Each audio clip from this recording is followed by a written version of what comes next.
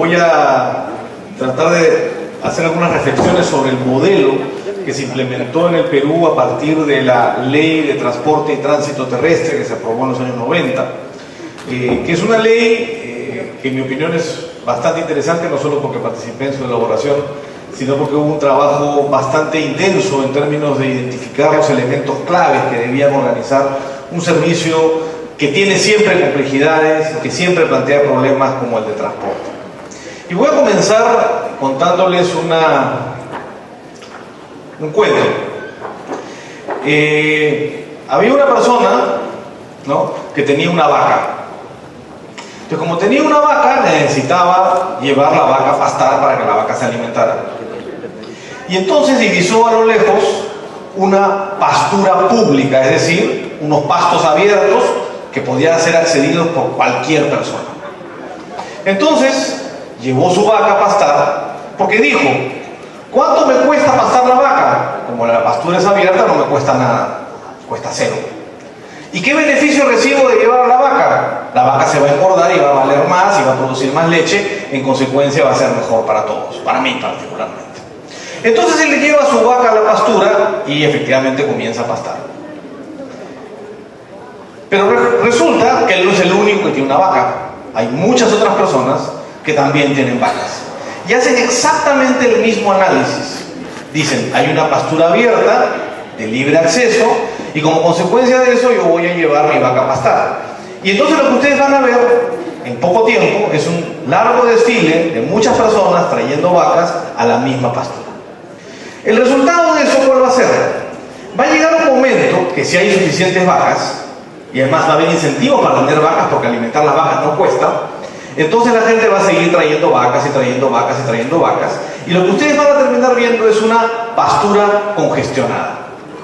El resultado de tener tantas vacas tiene dos efectos.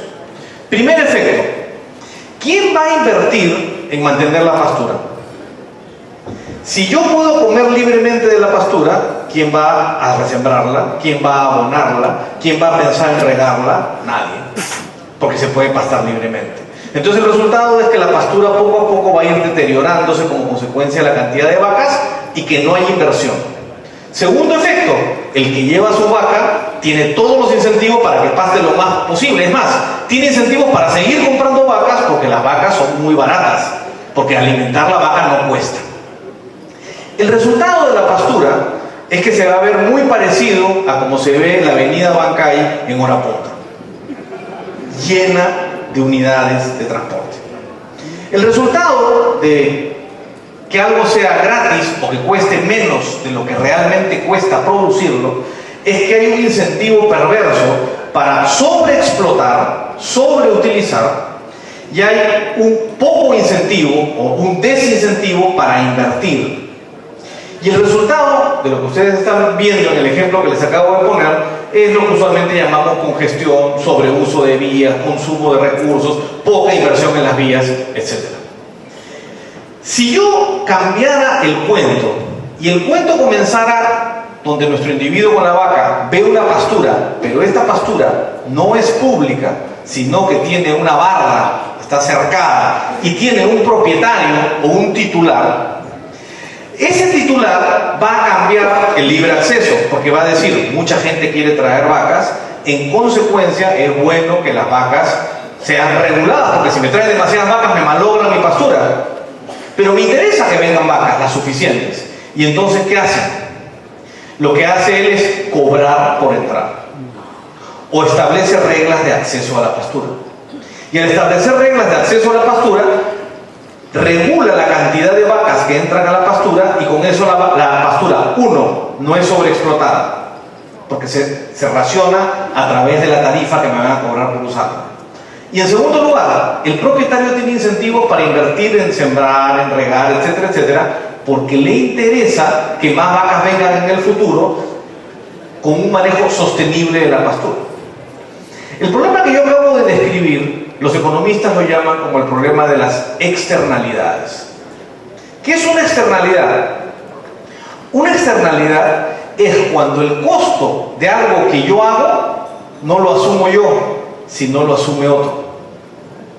Es decir, si yo en este momento prendiera un cigarrillo y me sentara al costado de uno de ustedes y comenzara a fumar, yo recibo el beneficio de fumar, asumiendo que es un beneficio, bueno, el placer de fumar, pero mi vecino recibe el costo, porque tiene que respirar un humo y yo no le estoy pagando por hacerlo. ¿Cuál es el resultado? Estoy generando un costo externo, un costo hacia el vecino, que finalmente él no va a poder recuperar.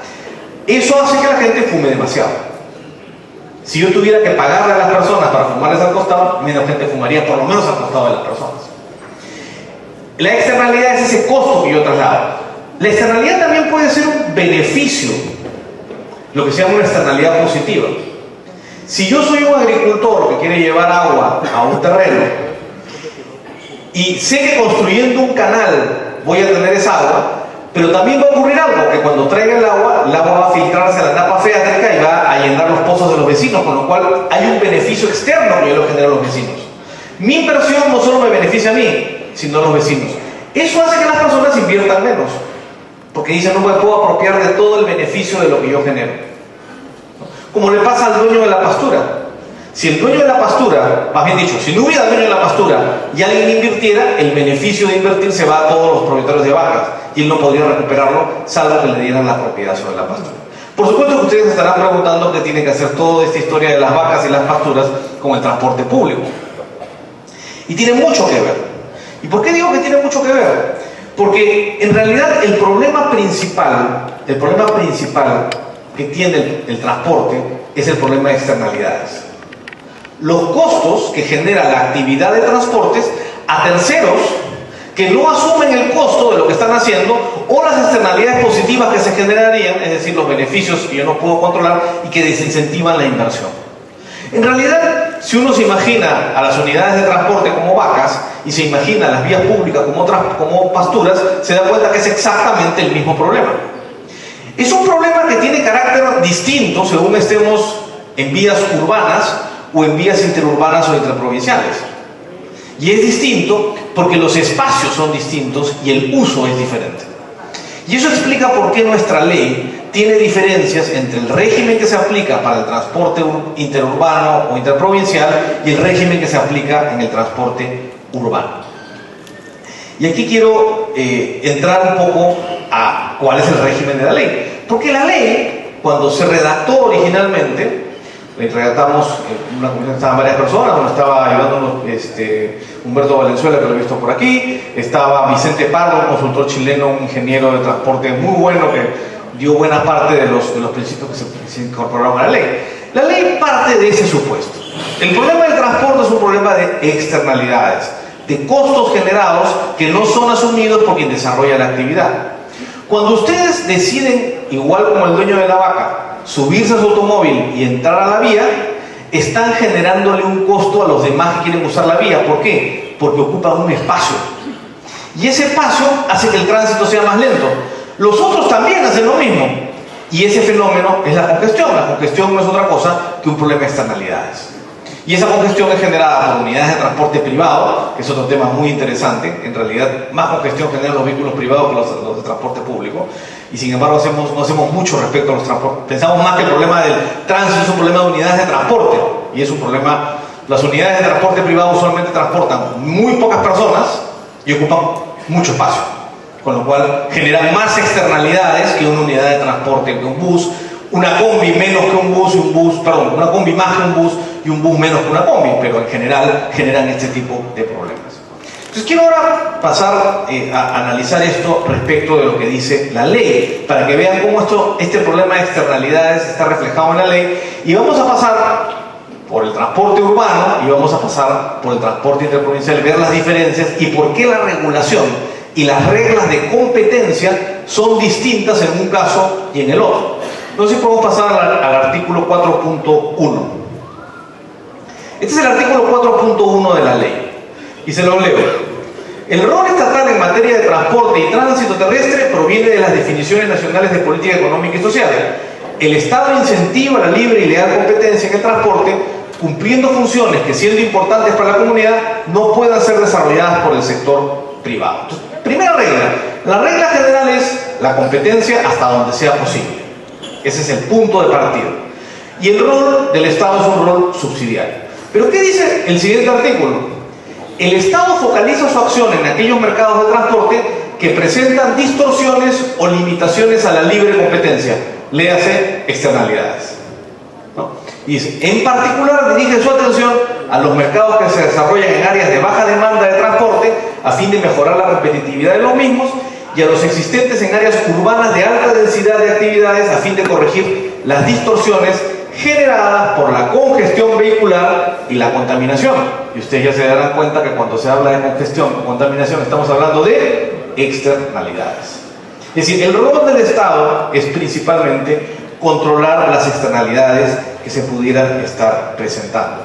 Su rol es, por un lado, velar porque haya competencia, pero por otro lado, que haya un marco que haga que esa competencia se desarrolle de tal manera que las externalidades se minimicen o se reduzcan. Bien, pasemos al siguiente artículo, el artículo 6.1. Originalmente el artículo decía de la internalización de externalidades, pero cuando iba a pasar por el Congreso dijeron no lo van a entender, mejor pongámoslo así, y dice la internalización y corrección de costos. Es exactamente el problema de las vacas que hemos estado hablando. ¿Cómo el marco legal va a corregir ese problema? Y aquí está el principio que yo llamaría central en el rol del Estado. El Estado procura que todos los agentes que intervienen en el transporte y en el tránsito perciban y asuman los costos totales de sus decisiones. ¿Qué significa eso? Que internalicen las externalidades que generan. El ejemplo más claro, que está regulado desde la época de los romanos, es si yo le causo un daño a otro en un accidente, antes con una carreta de caballos, hoy día con una combi, yo tengo que internalizar el costo que le genera a la otra persona. ¿Cómo? Pagándole los daños que le he causado. Es un caso evidente, muy claro, de externalidad. Un principio es que uno debe compensar los daños que cause para que la unidad de transporte asuma los costos. Claro, cuando uno ve que hay unidades de Orión que tienen 3 millones de soles en multas, no han internalizado ninguna externalidad. Entonces siguen manejando de esa manera. Si tuvieran que pagar los costos de lo que generan, les puedo asegurar que no me manejarían de la manera como manejan, porque no se internaliza la externalidad. Pero sigamos leyendo, y dice, asimismo promueve la existencia de precios reales y competitivos en los mercados de insumos y servicios de transporte y corrige, mediante el cobro de tasas u otros mecanismos similares, las distorsiones de costos generados por la congestión vehicular y la contaminación, mediante el uso de tasas. Y eso es una de las cosas que no hemos implementado bien, porque la gente hoy día circula por la calle, genera congestión, es decir, un costo, pero no internaliza el costo que genera estar en la calle, y al hacerlo se genera la congestión. Lo que ocurre en la realidad es que tener un vehículo o una unidad de transporte es demasiado barato para el costo que genera para la sociedad. Entonces hay demasiadas unidades de transporte, más de las que son necesarias. Y aquí viene la necesidad de regulación. Cuando la corrección de costos no sea posible, aplica restricciones administrativas para controlar la congestión vehicular y garantizar la protección del medio ambiente, la salud y la seguridad de las personas. Entonces, ¿qué hay que hacer? Primero, establecer un régimen que permite el acceso, pero corregido mediante la internalización de los costos a quienes desarrollan la actividad, y solo cuando ello no es posible, a través de la acción administrativa, la regulación administrativa, tanto en los mercados urbanos como en los mercados interurbanos e interprovinciales. Bien, ¿qué quiere decir esto en castellano? Es parecido a la solución que se da con las vacas. Recuerdan ustedes que cuando el propietario cobra una tasa por usar la pastura, se regula porque el dueño de la vaca internaliza el costo que genera, el costo de comerse el pasto. Y al internalizar ese costo, no tiene incentivos para tener demasiadas vacas porque justamente sabe que le van a costar. Lo mismo debe ocurrir con el uso de las vías. Y eso está en la ley. Lo que pasa es que no se ha implementado. Pero se ha implementado en otros lugares, con singular éxito. Singapur tiene un sistema de tarifación de vías. Si ustedes están circulando su vehículo en alguna ciudad de Singapur, lo que van a descubrir es que le cobran por usar la vía. Hay distintos sistemas, GPS, sistemas electrónicos, códigos de barra, hay muchos sistemas. Y eso hace que cuando yo decido salir con mi vehículo, no solo pago la gasolina, no solo pago el costo del vehículo, sino pago el costo de usar la calle. No es un peaje, pero la calle urbana. A través de sistemas tecnológicos hoy día eso es perfectamente posible. Y para no ir tan lejos como ir a Singapur, basta ir a Chile. Chile tiene las carreteras interurbanas, estas carreteras que funcionan en la ciudad de Santiago, que son tarifadas y que tienen precios que varían según la hora de congestión del día. Entonces, de esa manera, los propietarios de vehículos que quieren usar estas vías tienen que pagar, internalizando el costo de la congestión. Resultado de ello, se reduce la congestión, porque la gente, es más, si ustedes van a Chile y han tenido la oportunidad de manejar en Santiago y entran a una de estas vías interurbanas, lo que van a descubrir es que hay unos arcos que van marcando cuando me cobran, tiene un aparatito para poder circular, pero el precio de la vía cambia según la hora del día. En las horas pico el precio comienza a subir, automáticamente hay unos carteles que te avisan, ahora la tarifa es tanto. ¿Para qué? Para motivar que la gente utilice vías alternas o para reducir la congestión. Y a través del mecanismo de uso de las tarifas, uno puede hacer un uso más racional de las vías. Primero, tener un carro es más caro. Segundo, usar ciertas vías más congestionadas tiene un costo mayor, con lo cual se incentiva a las personas a usar vías menos congestionadas. El resultado de considerar esto, que en realidad no se está haciendo, o se está haciendo de manera muy limitada, es que efectivamente se internaliza el costo. Y si uno traslada esto al uso del transporte terrestre, el transporte terrestre también tendría que pagar por el uso de las vías e internalizar el costo. Y a través de este mecanismo uno puede conseguir racionalizar el uso del espacio público. Si esto no es posible, porque el problema de externalidades no se va a resolver así, por ejemplo, contaminación, por ejemplo, problemas de seguridad, ahí se justifica la intervención administrativa para controlar la congestión, por un lado, pero sobre todo garantizar la protección del ambiente, la salud y la seguridad de las personas. Es decir, el sistema de la ley es un sistema que parte de decir, trata de corregirlo a través de tarifas, y si no lo corrige a través de tarifas, porque no es posible, justifica una intervención administrativa en ese caso. Podemos pasar a la siguiente. Este es un ejemplo del principio que está en la ley. No solamente cobrar por la circulación y internalizar el costo por la circulación. Dice, el Estado promueve la utilización de técnicas modernas de gestión de tránsito con el fin de optimizar el uso de la infraestructura existente. Para tal efecto, impulsa la definición de estándares mediante reglamentos y normas técnicas nacionales que garantizan el desarrollo coherente del sistema de control de tránsito. Acto se dice, con el fin de inducir racionalidad en las decisiones del uso de infraestructura vial, el Estado procura que los costos asociados a la escasez de espacio vial, lo que hablábamos hace un momento, se transfieran mediante el cobro de tasas a quienes generan la congestión vehicular. Y claro, esto significa una inversión, significa que los vehículos estén en capacidad de ser rastreados para determinar, pero ¿cómo funcionaría en la práctica? Tú tienes tu carro, tienes que estar afiliado al sistema, como para hablar por teléfono tienes que tener una conexión telefónica, para poder circular por la vía tienes que tener una conexión a un sistema, y a final de mes te llega tu cuenta del uso de calles. ¿Qué calles utilizaste? Y pagas por el uso de las calles que utilizaste. Y a través de ese mecanismo se fomenta. Es más, si tú lo haces inteligentemente puedes generar competencia entre calles. Porque alguien entrega una calle a alguien, otra calle al otro, y este descuenta para generar más tráfico, pero tampoco le interesa congestión. Porque si su precio es muy bajo y genera congestión, nadie quiere usar su calle.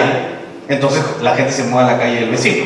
Es decir, es un sistema que va asignando los recursos escasos a través de la internalización de los costos que significa introducir un vehículo al uso del sistema. Y eso está en la ley. Lo que pasa es que no se ha implementado. La siguiente. Y este es un ejemplo. ¿Quién no ha sufrido con la construcción de obras en la vía pública? Yo viniendo acá he tenido 3 edificios que tenían camiones al costado y que ocupaban una avenida tan importante como la Arequipa y dejaban solo un carril, generando una cola de 4 o 5 cuadras que se movía a 3 kilómetros por hora. Hoy me dijo que me estaba moviendo a 3 kilómetros por hora, y consecuencia me hacían perder gasolina, tiempo, paciencia.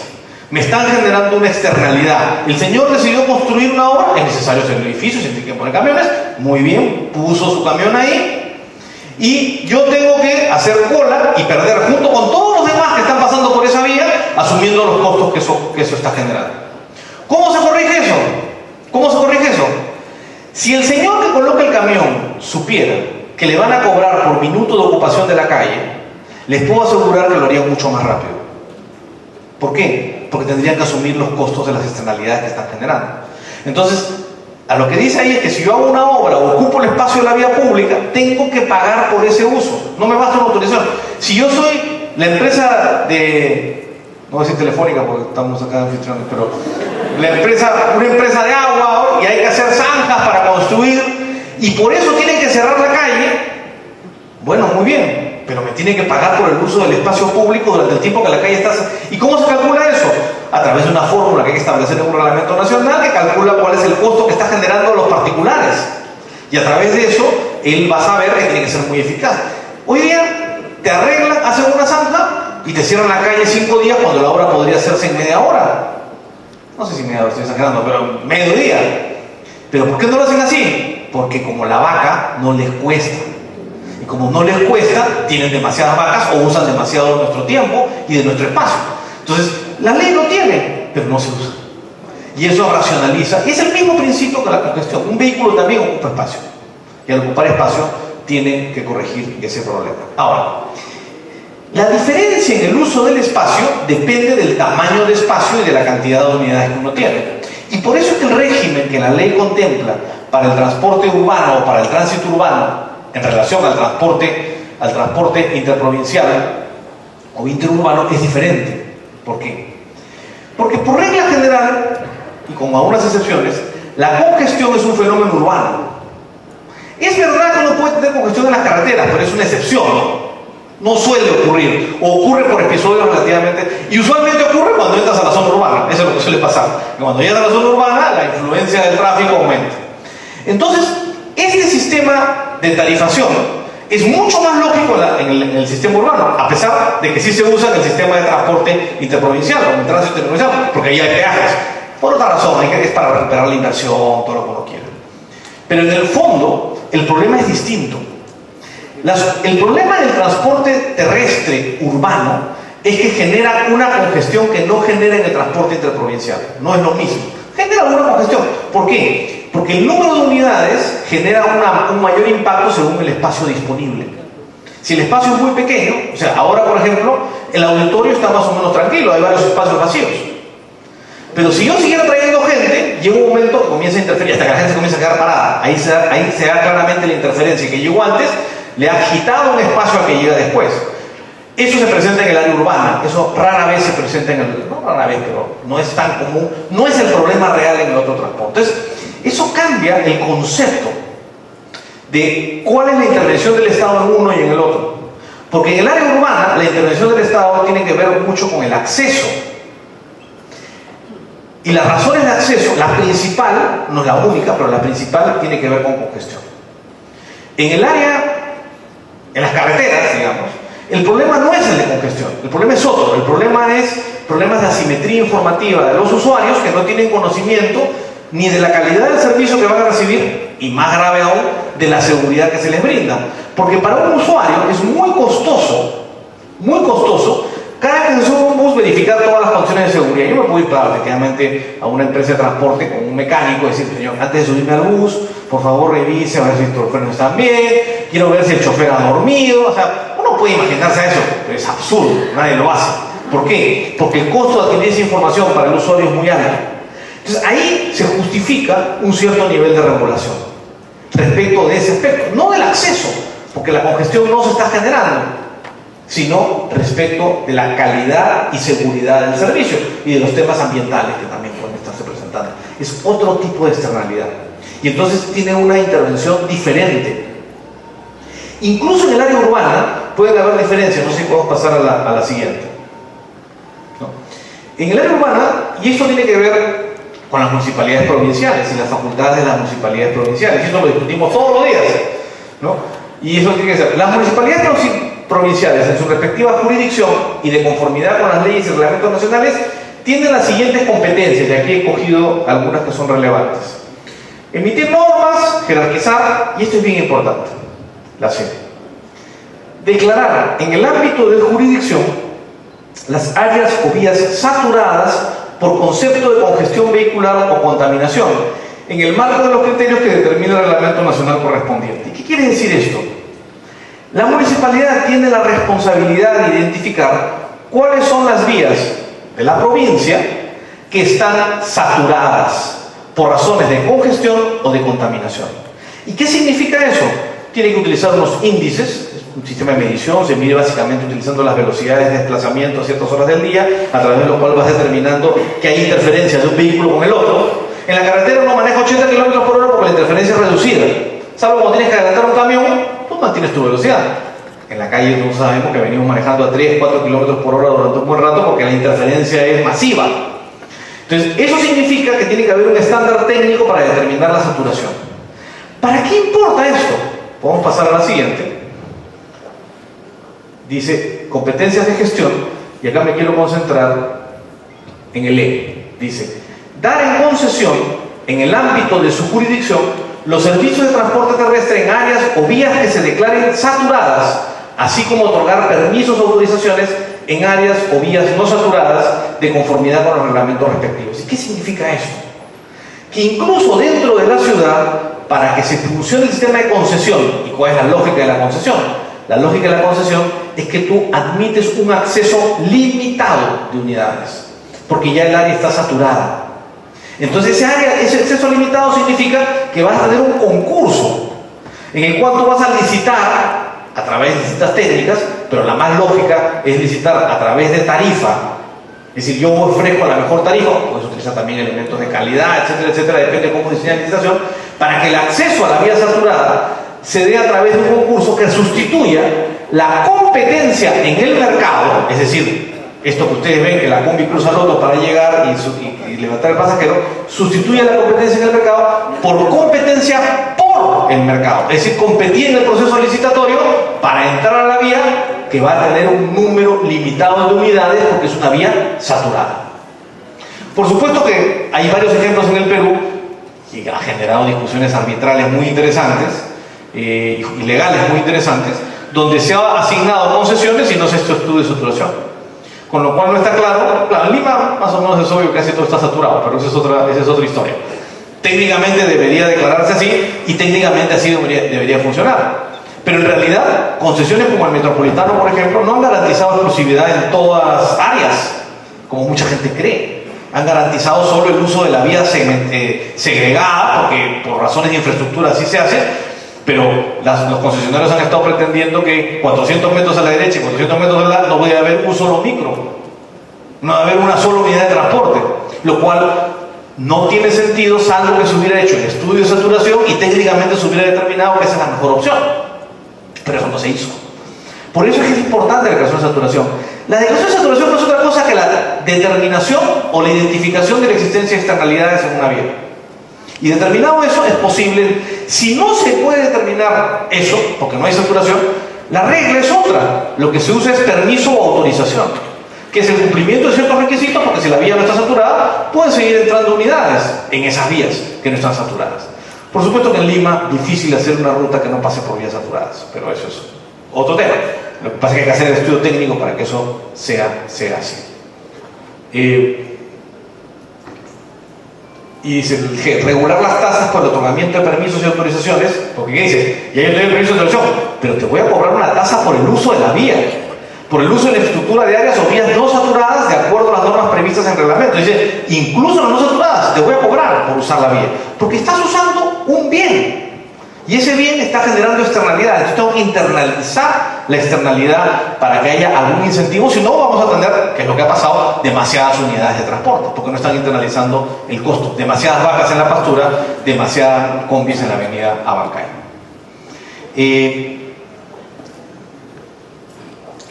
La lógica es crear incentivos para un uso racional del espacio. Y vayamos ahora a qué ocurre en el transporte, de alguna manera lo mencionamos en el transporte por carretera, que es una situación distinta. Ahí no tienes un problema de saturación. Ahí tu problema, como yo mencionaba hace un momento, es un problema de asimetría informativa que genera algún tipo de externalidad. Porque si yo no sé qué es lo que estoy recibiendo, el costo que me pueden estar trasladando es muy alto.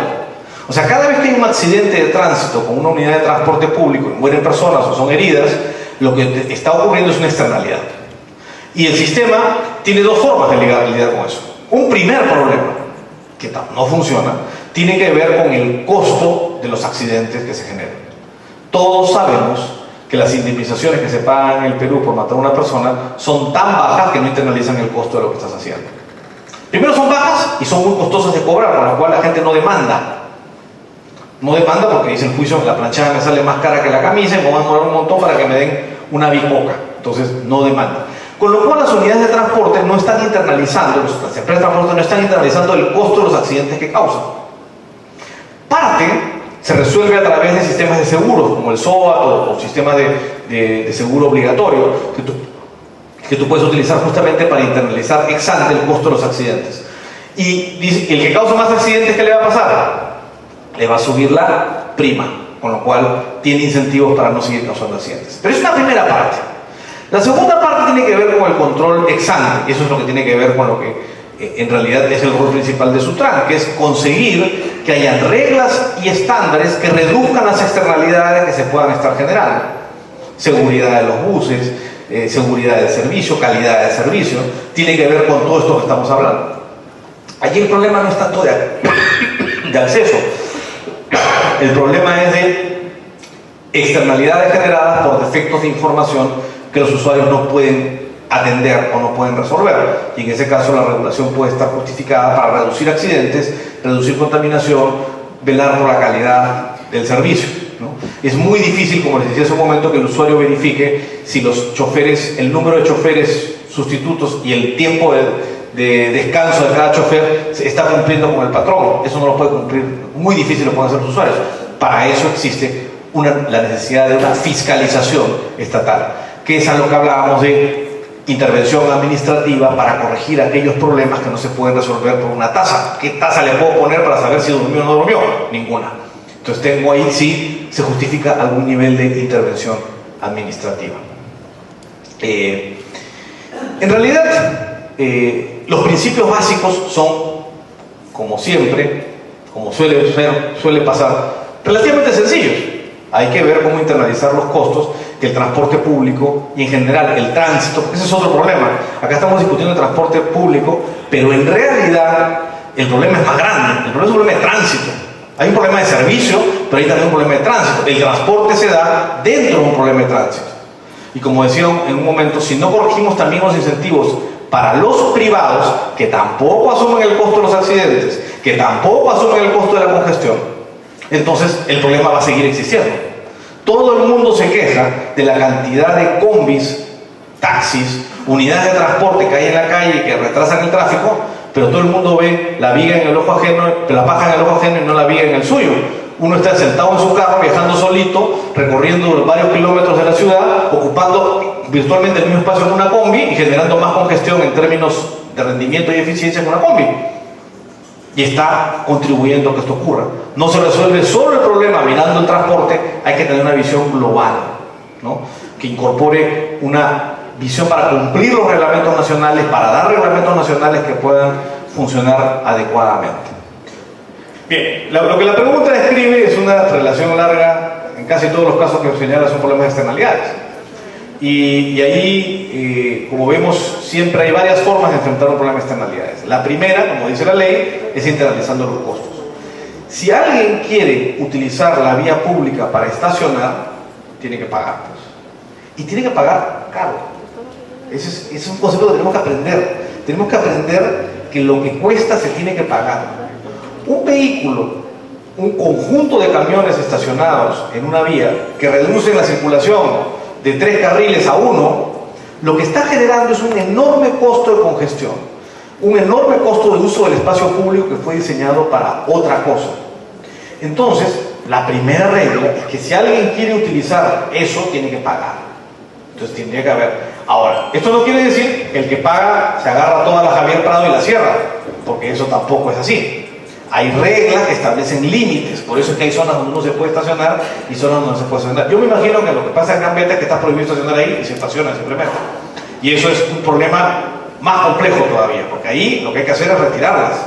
Y lo que tiene que hacer es que la autoridad tiene que imponer las reglas administrativas de prohibir estacionamiento. Esto es bien interesante porque la verdad nos hemos acostumbrado bastante mal en Perú. El uso de la vía pública para estacionar es un uso que debería ser excepcional. Si ustedes van a cualquier país civilizado, van a descubrir que lo que se cobra en la calle para estacionar es más caro que lo que se cobra en una playa de estacionamiento. ¿Por qué? Porque la vía pública, como estacionamiento, por ejemplo, en una zona comercial, tiene una finalidad totalmente diferente. No es un depósito de vehículos para que yo me voy a trabajar, cuadra, me voy a mi oficina y a las 8 horas salgo y me retiro mi carro. Una zona comercial, si yo tengo estacionamientos en la vía pública, es para que yo, por ejemplo, pueda parar, bajar a la farmacia, comprar el remedio, subir y utilizar 15 minutos de estacionamiento. Caro. Por eso es caro, para que la gente no lo utilice como un... Y más bien son las playas de estacionamiento que, dicho sea paso, no tienen incentivos para ser construidas de manera razonable porque el estacionamiento en la calle es gratuito. Entonces, claro, el incentivo es totalmente perverso. Y así con todos los problemas que uno va viendo. Lo que está pasando acá es que alguien está utilizando la calle para un objetivo que no es, que es estacionar. Y si uno sigue revisando, verá que problemas de señalización tienen que ver justamente con evitar accidentes, con evitar excesos de velocidad, que son intervenciones administrativas justificadas para evitar externalidades, ¿no? A ver, pasemos a otra. ¿Es necesario cambiar o modificar la Ley General de Transporte para que se considere el servicio de transporte como un servicio público? Justo antes de entrar me hacían una pequeña entrevista y me preguntaban sobre este concepto de servicio público. Yo la verdad, hay un montón, yo aprendí hace mucho tiempo como abogado que hay palabras que no resuelven problemas, ¿no? Y yo creo que una de esas palabras es servicio público. La verdad, ustedes pueden tener horas de discusión sobre un servicio público y no se van a poner de acuerdo. ¿Qué define un servicio público? ¿Qué es un servicio al público? No, porque casi todos los servicios que se venden en el mercado son servicios al público. ¿Qué es un servicio especial?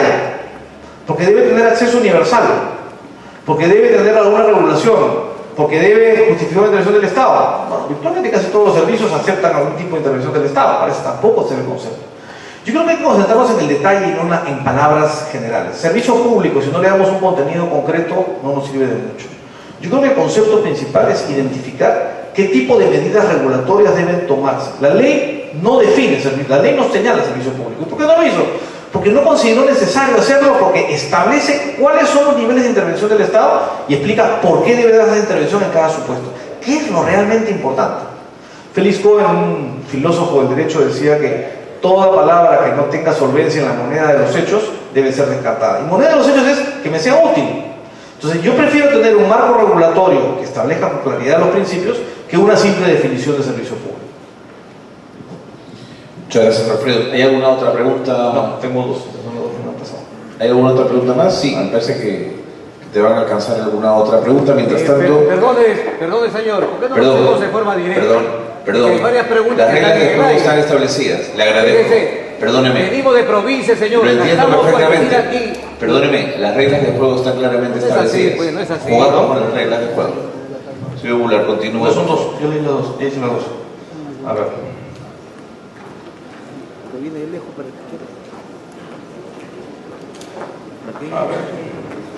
A ver. Al parecer usted está de acuerdo con la privatización. ¿Qué piensa de las vías al interior del país? Trochas carrozables, asfaltadas en algunos casos, monopolios, etc. A ver. Aquí hay varios problemas distintos en relación a las vías. El primer problema de las vías es cómo financia su construcción. Perú tiene un déficit serio de infraestructura, un déficit bastante serio. Si lo comparamos con nuestros pares, Chile o Colombia, estamos bastante atrás. Si bien se han hecho esfuerzos importantes y se ha avanzado mucho en los últimos años, seguimos teniendo un déficit apreciable. Y la conectividad es esencial para el desarrollo. Permite que se desarrolle el comercio, que las personas se muevan. Incluso para la vida personal de las personas es importante poder llegar relativamente rápido a su centro de trabajo o llegar rápido a visitar a sus familiares. Es muy importante. Entonces, la primera pregunta es cómo la vamos a financiar. Entonces, creo yo que una de las razones por las que hemos avanzado en los últimos años es porque hemos sabido crear esquemas en los cuales la inversión privada, a través de una APP, a través de una concesión, a través de un mecanismo de ese tipo, coloca los recursos que permiten la construcción. Lo que ocurre es que hay vías que no son rentables. ¿Por qué? Porque el tráfico que tendrán, especialmente en el periodo inicial, no permite a través de peajes recuperar el nivel de inversión. Ahí se puede justificar algún nivel de intervención del Estado a través de subsidios, a través de la construcción directamente de la vía, que es una posibilidad, a través de construcción y gestión de la vía, a través de un concesionamiento, a través de cofinanciamiento, que es algo que la legislación ha tratado de evitar en los últimos tiempos, pero que creo que sí es importante si uno quiere tener vías de ese tipo. Entonces, cuando la gente me dice si estoy de acuerdo con la privatización, yo diría que sí, porque nos resuelve un problema práctico, que es cómo financiar la construcción de las vías. Ahora, la preocupación de la pregunta también es el monopolio. Dice, claro, pero una vez que yo le entrego la vía a alguien, entonces él tiene monopolio y me cobra lo que quiere. Para eso está la regulación. Para eso está el contrato de concesión, que establece marcos para aplicar las tarifas. Por supuesto que a nadie nos gusta pagar. O sea, a alguien le da a escoger algo gratis, pagado prefiere gratis. Pero lamentablemente hay que pagar para disfrutar de esos servicios. Lo que es importante es que hay un marco regulatorio que evite que una situación de monopolio se convierta en un precio que genere un excedente que no responde a las condiciones económicas razonables si esto se diera en competencia. Entonces, aquí la respuesta es sí creo que donde es necesario se puede requerir algún nivel de regulación, como existe algún nivel de regulación. Usualmente lo que hacemos en concesiones, aunque hay varios modelos, es permitimos que haya una inversión, hay un concurso y el que ofrece una combinación de factores que usualmente incluye el nivel tarifario que vas a cobrar, gana, es competencia por el mercado. Lo que hay que garantizar es que estos procesos sean competitivos, transparentes, para asegurar que las tarifas puedan funcionar, tiene mecanismos de ajuste, el OCITRAN se encarga de velar porque estos mecanismos se cumplan, más allá de si hizo bien o no su trabajo, el esquema existe. Y existe la forma de compatibilizar la inversión privada con la protección de los usuarios y los derechos de los ciudadanos a recibir servicios a costos competitivos, ¿no? A ver.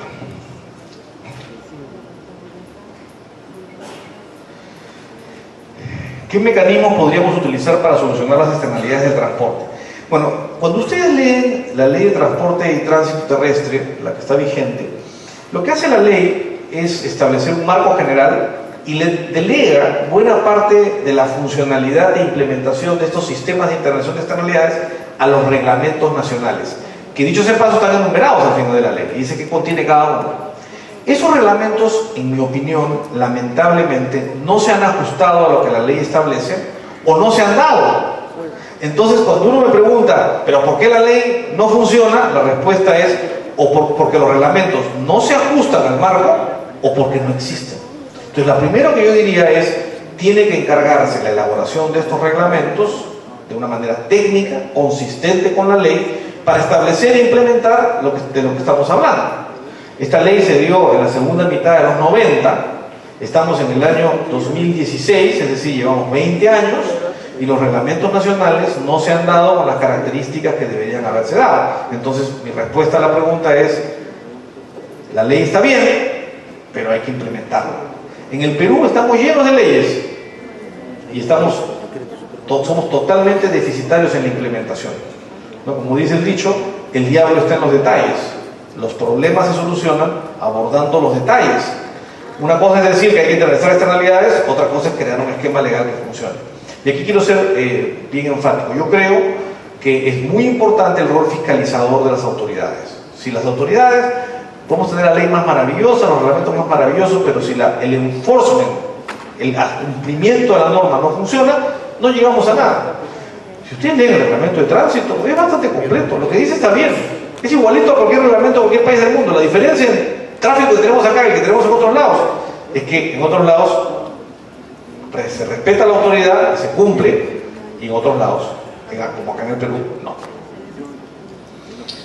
¿Hay alguna más, Alfredo? Tengo 3 más, a ver. Me quedan 3 minutos. Ya, a ver, hasta donde lleguemos. ¿Está de acuerdo en implementar el taxímetro en Lima? O sea, me imagino al taxímetro, ¿no? ¿Qué opina del medio pasaje o pasaje gratuito, policías cuyo costo asume el transportista? A ver, sobre el metro, me imagino que se refieren al taxímetro. Yo en general nunca he estado de acuerdo con el taxímetro. Me parece que hay estudios que demuestran que las ciudades que tienen taxímetro tienen taxi más caro que las ciudades que no tienen. está demostrado. Sin embargo, hoy día estoy más en desacuerdo, porque hoy día, gracias a la tecnología, estamos desarrollando aplicaciones que cumplen exactamente el rol, que es la transparencia de la tarifa, sin necesidad de tener un taxímetro. De hecho, hoy día, tú utilizas taxi, Easy Taxi o cualquiera de estas, y puedes preguntar tu tarifa hasta tu destino antes de subirte al taxi, y puedes cancelarlo si no lo quieres. Hoy día, con la tecnología, yo creo que ya los taxímetros van a ser piezas de museo dentro de poco tiempo. Y sobre el medio pasaje, es un tema complicado el del medio pasaje. Y yo voy a ser bien sincero. Yo entiendo que hay situaciones en las cuales tú quisieras subsidiar. La pregunta es quién subsidia a quién. Esa es la pregunta, ¿ya? El problema, creo, del medio pasaje es que crea un subsidio perverso. ¿Por qué? Porque ¿quién subsidia, por ejemplo, a un universitario? ¿O quién subsidia al policía? O al bombero, o al que se sube. Lo subsidia el que paga pasaje completo. Ese es el que lo subsidia. El transportista es un medio, porque él fija su pasaje, y como hay libertad de fijación de pasaje, él tiene que asumir. Pero ¿cuál es el problema ahí? El problema es que ¿de dónde ha salido que los que pagan pasaje completo están en mejor actitud que un universitario? De hecho, mi impresión es que no es así. O sea, los obreros, la gente de menores recursos que utilizan transporte público y pagan su pasaje completo, están subsidiando a personas de clase media, media alta o alta, que se van a la universidad en transporte público. Entonces, ahí yo creo que hay un problema complejo. Yo creo que si el Estado quiere subsidiar, tiene que buscar un mecanismo en el cual, a través de los impuestos, se establezca un sistema de subsidios si quiere tener pasajes descontados. Si no, se genera una distorsión. Es una externalidad. El que paga pasaje completo está asumiendo los costos del que paga medio pasaje. Y eso genera una distorsión. Y hay que estudiar mejores formas para conseguir que eso funcione.